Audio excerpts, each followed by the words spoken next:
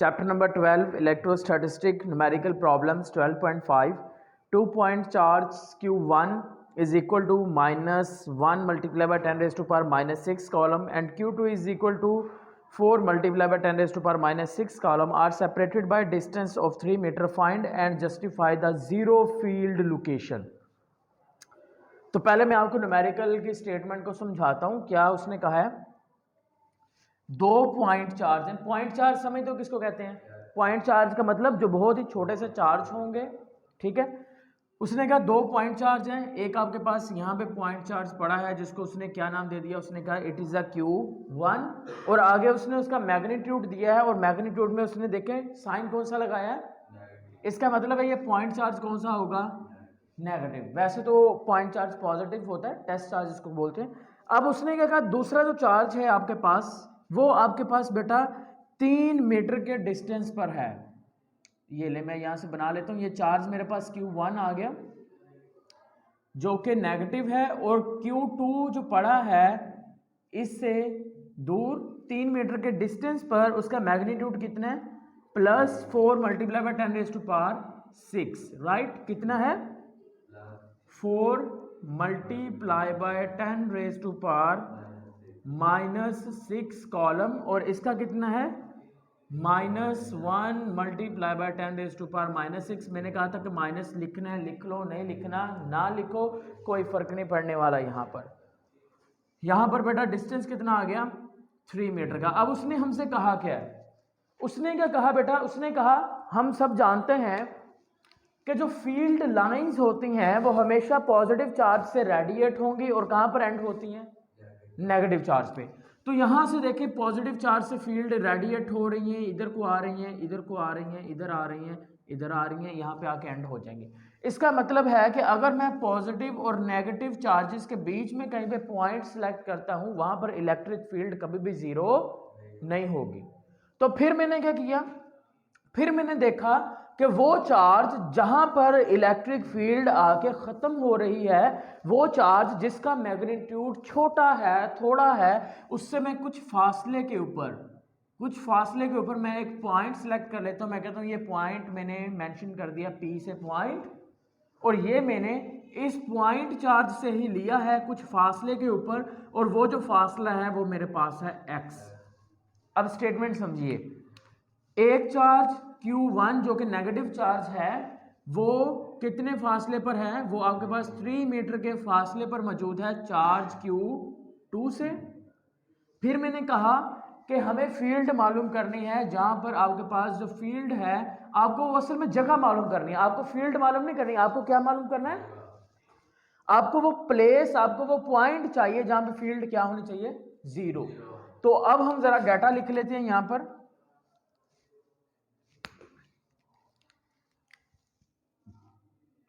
बेटा डाटा लिखवाइए जरा. डाटा में मैं यहां पे लिखूंगा Q1 मेरे पास आ गया is equal to 1 minus 10 raise to power minus 6. Q2 is equal to किसके इक्वल है, 4 multiply by 10 raise to power minus 6. Column किसने लिखना है भाई, और उसने D आपको दे दिया. दोनों के दरमियान जो फासला है वो कितना है, 3 मीटर का है. और उसने आपसे मांगा क्या है, उसने आपसे मांगा है एक पॉइंट, और वो पॉइंट उसने क्या कहा, जीरो फील्ड लोकेशन. रिक्वायर्ड क्या है, तो हम यहाँ पे लिखते हैं रिक्वायर्ड, और रिक्वायर्ड वाली हेडिंग में हम लिख लेते हैं, ये भाई साहब हमसे डिमांड कर रहे हैं कि हमें बताएं जीरो फील्ड लोकेशन कहाँ पर है.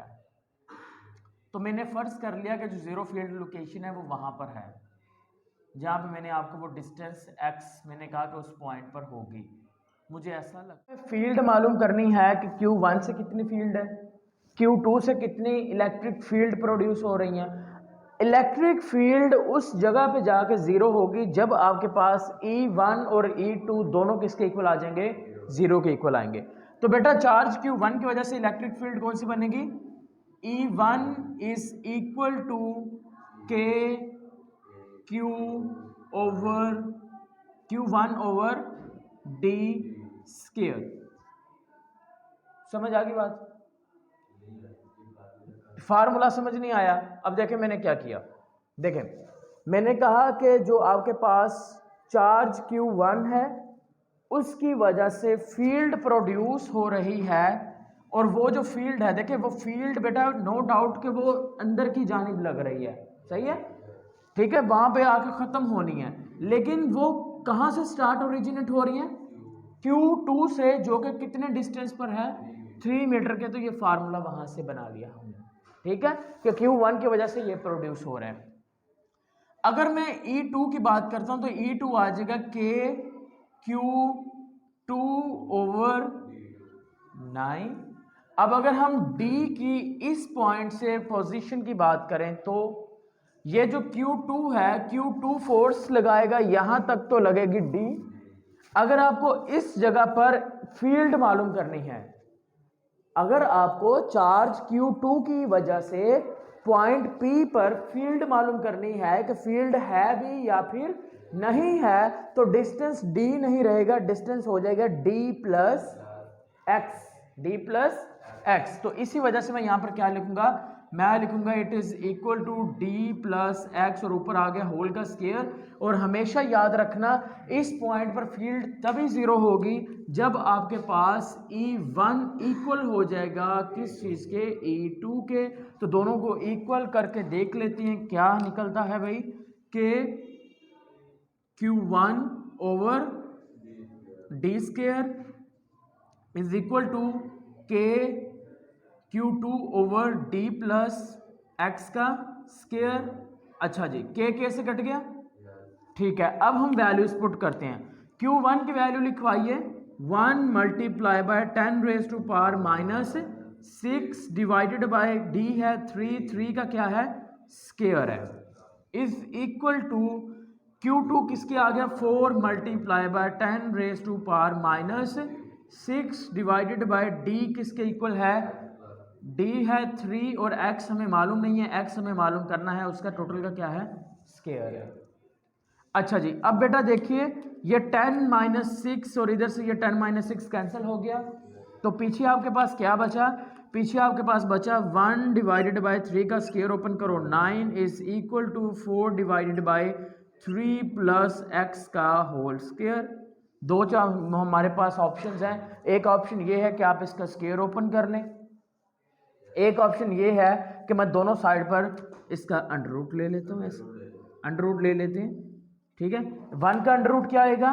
1, और 9 का 3, 4 का 2, और इसका ये उससे कट जाएगा, तो ये आपके पास आ जाएगा 3 प्लस एक्स। अच्छा, अब क्रॉस मल्टीप्लाई कर दें, ये यहाँ पे जाके मल्टीप्लाई हो जाएगा 3 प्लस एक्स, ये इससे मल्टीप्लाई होगा is equal to 6, x is equal to 6 minus 3। तो x बेटा आपके पास किसके इक्वल आ जाएगा? x हमारे पास 3 मीटर के इक्वल आ जाएगा। यानी कि इसका मतलब ये हुआ कि बेटा अगर आपको एक ऐसा पॉइंट ढूंढना है तो आप कहेंगे जो चार्ज Q1 है, Q1 से 3 मीटर के फासले पर अगर आप इलेक्ट्रिक फील्ड की बात करते हैं तो वो जो लोकेशन होगी वो कौन सी होगी? जीरो फील्ड लोकेशन होगी। कितने मीटर फासले पर? किस चार्ज से? अगर Q2 से आप जीरो फील्ड लोकेशन मालूम करना चाहते हैं तो फिर यहां से लेके पहले यहां का डिस्टेंस आपके पास 3 मीटर है, फिर यहां से लेके यहां तक का जो डिस्टेंस है वो भी कितना है? 3 मीटर है। तो वो आपके पास टोटल कितना बन जाएगा? 3 + 3 इज इक्वल टू 6।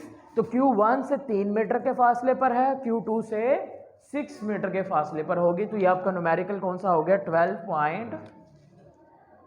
12.5। अब हम चलते हैं अगले न्यूमेरिकल की जानिब। नेक्स्ट न्यूमेरिकल बेटा आपके पास है 12.6। उसने कहा कि find the electric field strength required to hold suspended a particle of mass 1 multiply by 10 raise to power -6 kilogram and charge 1 micro coulomb between 2 plates 10 centimetre apart. इधर देखिए, ये डायग्राम समझ आ गई ना? ठीक है, अब एक और डायग्राम बना लेते हैं। उसने कहा कि बेटा आपके पास दो प्लेट्स हैं, एक ये है और दूसरी प्लेट कौन सी है? ये वाली प्लेट पड़ी है। समझ आ गई बात? अब ये प्लेट है, इसके ऊपर पॉजिटिव चार्ज है और ऊपर वाली प्लेट के ऊपर क्या चार्ज है? नेगेटिव चार्ज है, फील्ड लाइंस पॉजिटिव से प्रोड्यूस होंगी, नेगेटिव पे क्या होनी है, एंड होनी है। उसने हमें कहा क्या, उसने कहा कि आपने बेटा इलेक्ट्रिक, आपने मालूम क्या करना है, उसने कहा कि आपके पास एक पार्टिकल है जिसका मास कितना है, यहाँ पर एक पार्टिकल है और उसका चार्ज कितना है, यहाँ पर एक बेटा पार्टिकल है, उसका चार्ज कितना है 1 माइक्रो कॉलम और उसका मास कितना है 1 मल्टीप्लाई बाय 10⁻⁻⁶ किलोग्राम। अब देखें फील्ड लाइंस जब निकलेंगी तो बेटा जाहिर सी बात है वो चार्ज को भी, चार्ज के ऊपर वर्क करेंगी ना, यानी कि वो वर्क किस डायरेक्शन में होगा, in the direction of field. किस डायरेक्शन में होता है, फील्ड के डायरेक्शन में होगा। लेकिन अगर मैं इसकी बात करूं तो बेटा ये ऑपोजिट डायरेक्शन में, इसके ऊपर ग्रेविटेशनल फोर्स भी लग रही है। नीचे की जानिब कौन सी फोर्स लग रही है, एफ जी। ऊपर कौन सी लग रही है, इलेक्ट्रिक फील्ड एफ ई। उसने क्या कहा, उसने कहा कि आपको इस पार्टिकल को क्या करना है, सस्पेंडेड करना है। अगर हमें इस पार्टिकल को सस्पेंड करना है, यहाँ पे रोकना है, तो दोनों फोर्सेस, ऑपोजिट फोर्सेस क्या होने चाहिए, इक्वल होने चाहिए, बट ऑपोजिट क्या होने चाहिए, डायरेक्शन होने चाहिए। तो इसका मतलब ये है कि अब हम डाटा इस्तेमाल करते हैं। डाटा में बेटा हमारे पास उसने मास दे दिया m is equal to 1 multiply by 10⁻⁻⁶ kilogram. फिर उसने क्या बताया, उसने हमें दिया बेटा charge q is equal to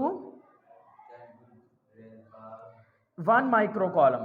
कितना है, 1 माइक्रो कॉलम। माइक्रो को खत्म करूंगा तो ये भी कितना आ जाएगा, -6 कॉलम।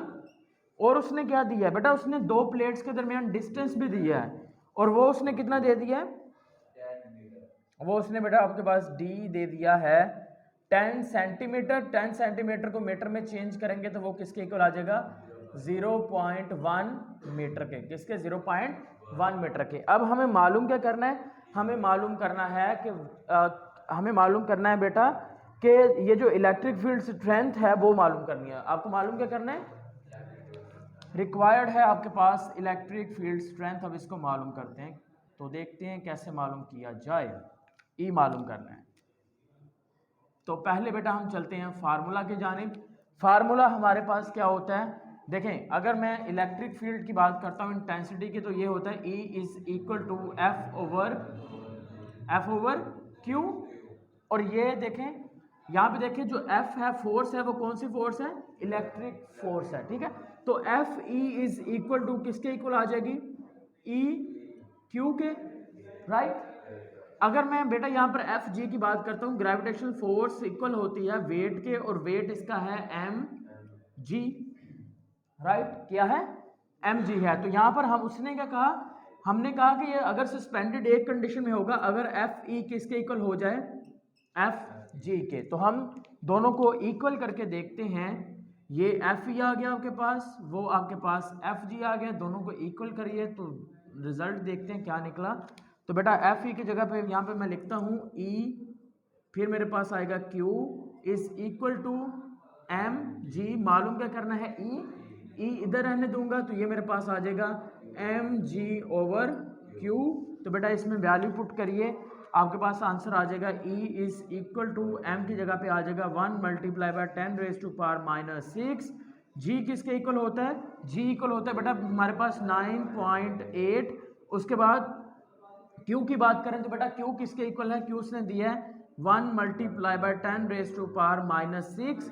ये इससे कैंसिल आउट हो गया, तो आपके पास बेटा E किसके इक्वल आ जाएगा 9.8। अब मेन जो हमें चीज समझनी है वो है यूनिट, यूनिट समझना है।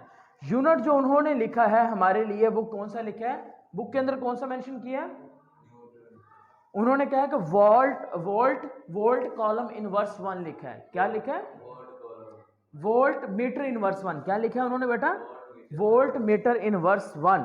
अब ये वोल्ट मीटर आपके पास कहां से आ गया, ये चीज आपको समझनी है, क्योंकि अगर हम फार्मूला से यूनिट निकालें तो फार्मूला से यूनिट निकलता है, मास का यूनिट होता है किलोग्राम, ग्रेविटी का होता है मीटर सेकंड इनवर्स स्क्वायर, और चार्ज का होता है कॉलम। तो फिर ये वोल्ट भाई साहब किधर से आ गए, वोल्ट, ओके यहाँ पर न्यूटन आ जाएगा। उसके बाद कैसे सोल्व करेंगे, तो हमें सिर्फ पहले बेस को पकड़ना है। हमें अगर वोल्ट में जाना है तो हमें पहले सोचना पड़ेगा वोल्ट यूनिट है किसका। It is the unit of potential difference. Potential difference क्या होता है? पोटेंशियल डिफरेंस हमारे पास V होता है किस चीज के इक्वल? हाँ जी, वो किसके इक्वल होता है बेटा? वो एनर्जी के इक्वल होता है और नीचे वो मौजूद होता है चार्ज Q के। एनर्जी का यूनिट क्या होता है? जाउल। एनर्जी का यूनिट क्या होता है? जाउल। अब ये जो एनर्जी थी, मैंने कहा था कि ये वर्क की फॉर्म के अंदर स्टोर हुई है और चार्ज का यूनिट क्या है? कॉलम। ठीक है। अब अगर मैं जाउल को ब्रेक करना चाहूं तो बेटा वर्क का यूनिट जाउल होता है, W होता है FD के इक्वल। फोर्स का यूनिट क्या होता है? न्यूटन। और D किसका यूनिट है? मीटर। मीटर। अब इसका मतलब है जाउल की जगह पे मैं क्या लिख सकता हूं? मैं लिख सकता हूं newton metre divided by coulomb. और ये सारी चीजें किसके इक्वल आ जाएंगी? पोटेंशियल डिफरेंस के। और पोटेंशियल डिफरेंस का यूनिट क्या आएगा? वोल्ट। क्या अकेला वोल्ट है भाई, मीटर नहीं आया। अब हम देखते हैं बेटा, ये यहां पे यूनिट देखिए। अगर मैं इसकी जगह पर देखें, न्यूटन तो हमें समझ में आ गया, न्यूटन तो यहां से न्यूटन बन गया, राइट। नीचे वाला कॉलम भी चला गया। अगर हमें इस पूरे यूनिट की जगह पे वोल्ट लिखना है तो साथ में मीटर भी आ रहा है। देखें गौर से, वोल्ट अगर आपको यूनिट लिखना है पोटेंशियल डिफरेंस का तो साथ में मीटर भी आ रहा है। वो मीटर क्यों आ रहा है वो मैंने बता दिया कि जाउल होता है न्यूटन मीटर के इक्वल। इसी तरह से बेटा इन्होंने इसको इक्वल किया न्यूटन के, यानी कि इसको किसके इक्वल किया उन्होंने? पहले न्यूटन के, और साथ में आ गया मीटर। और नीचे बेटा क्या था? नीचे चार्ज था, चार्ज यानी कि कॉलम था। फिर उन्होंने क्या किया कि न्यूटन मीटर और कॉलम ये जो सारा था, नहीं, उन्होंने फिर क्या किया बेटा? उन्होंने कहा कि ये जो न्यूटन मीटर है ये किसके इक्वल आ जाएगा? जाउल के। किसके इक्वल आ गया? जाउल के। और जाउल, न्यूटन मीटर जाउल के इक्वल है, नीचे कॉलम मौजूद है, तो जाउल ओवर कॉलम किसके इक्वल होता है? वोल्ट के। समझ आ गई बात? तो इस तरह से उसने इन्हें सोल्व किया और सोल्व करने के बाद ये यूनिट उन्होंने इस्तेमाल कर लिया। तो आप इनमें से जो यूनिट इस्तेमाल करना चाहते हो बेटा वो कर लेना। Is that clear? ठीक है। अब हम चलते हैं नेक्स्ट न्यूमेरिकल की जानिब। नेक्स्ट न्यूमेरिकल हमारे पास है बेटा 12.7।